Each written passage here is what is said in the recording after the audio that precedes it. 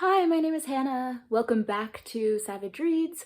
I have read some really good books the past little while and I'm very excited to talk about them, so let's just jump into some book reviews.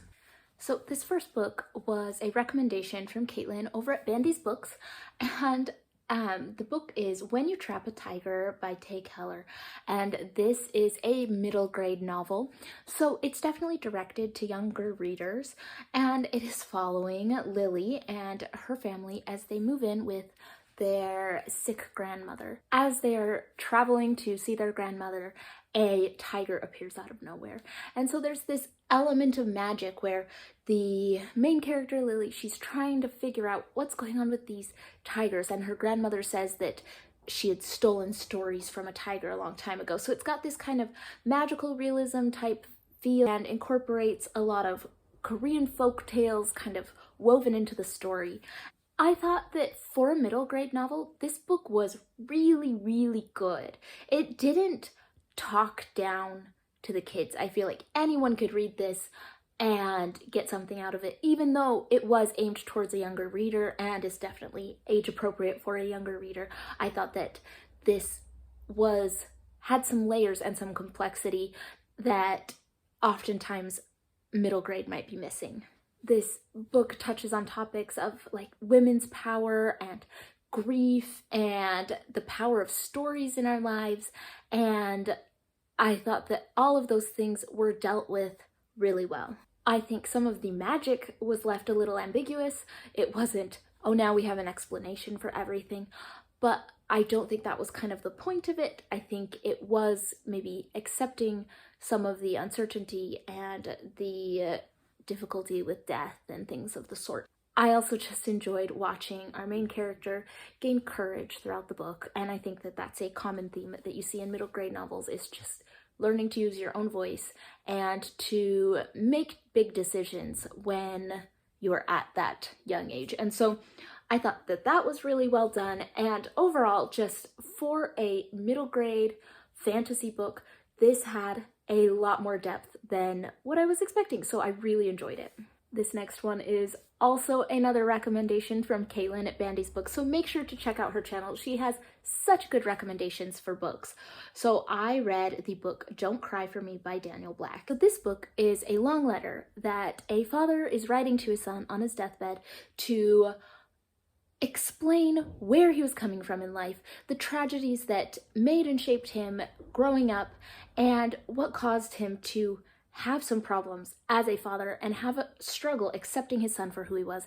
And I thought that the way that it was written could be a little boring at times, because I mean, it's just one really, really long letter, but ended up being really deep and meaningful. This book touched on themes of like race, masculinity, family ties.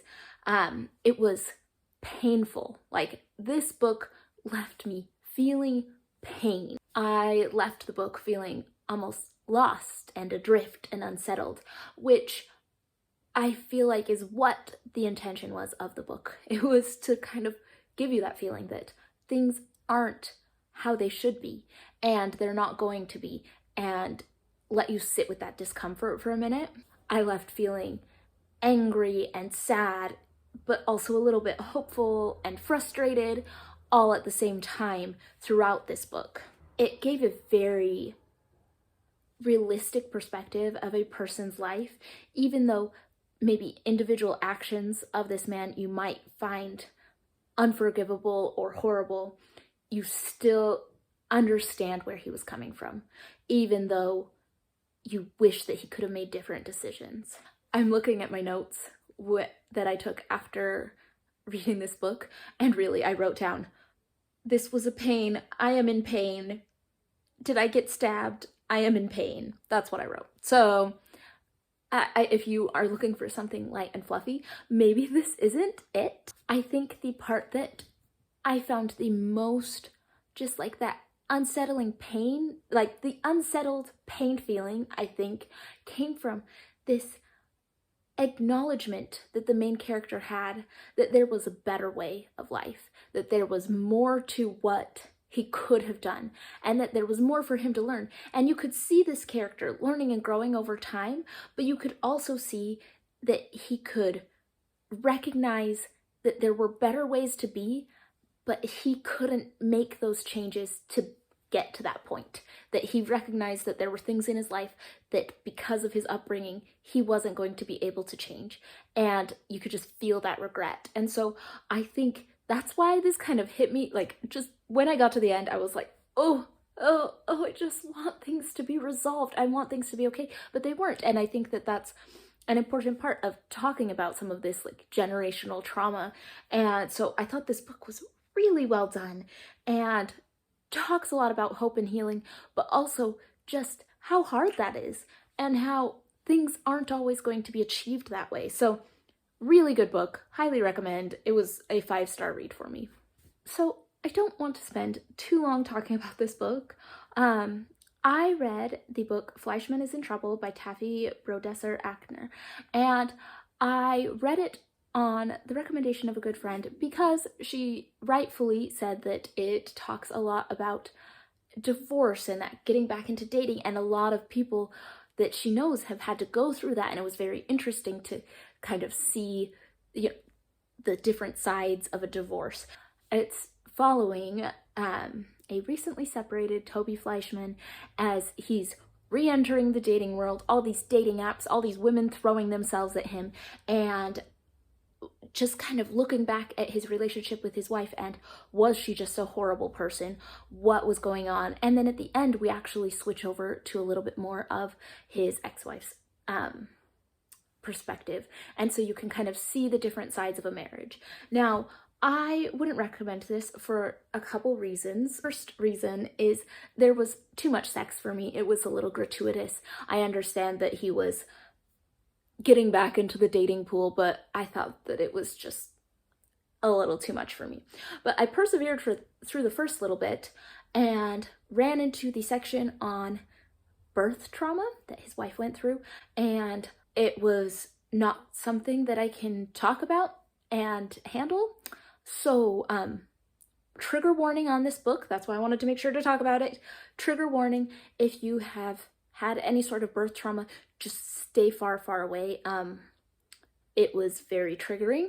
And then I had to read the rest of the book to kind of see how things turned out. And so that was just it was a difficult read for me. And so maybe other people have different thoughts on this. I think from just a content warning, I think there's just too much like gratuitous sex in this book. But I also just think trigger warning, if you have any birth trauma, stay far away, because I feel like I was run over by a truck. Like, this was far too much for me to handle. So I did not really like this one. Just be warned. And the last book that I am going to talk about was a recommendation from Scott over at Gunpowder Fiction and Plot. So I will make sure to link his channel down below. He always has amazing recommendations. And I read All That's Left Unsaid by Tracy Lian.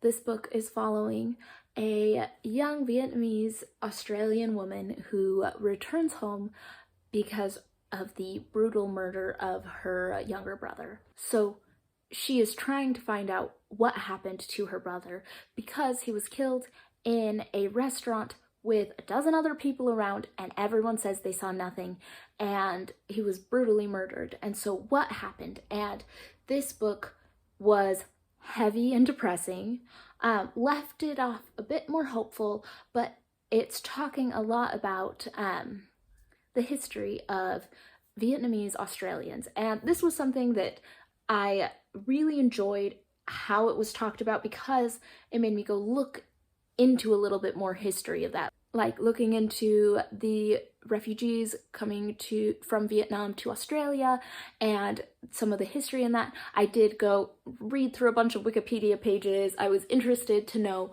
a little bit more about this because, you know, this is not a subject that I feel like I have read anything about. So then it follows how this whole town that she's from has really been just swept away in a heroin epidemic, and it is a problem, and there is a lot of doubt from the police as to whether her brother was the good student that she thought he was, or if he was probably involved with these gangs and whatever else. So it adds a lot of questions that way. This book was interesting in the way it was written, so we kind of bounce around perspectives. We see the perspective of some of the different witnesses in the different voices. At one point, the perspective is from a child and her perspective of the incident, and sometimes it kind of bounces around to different characters. So that's very interesting, just in the way that the narrative was shaped. I feel like there were so many interesting things to talk about: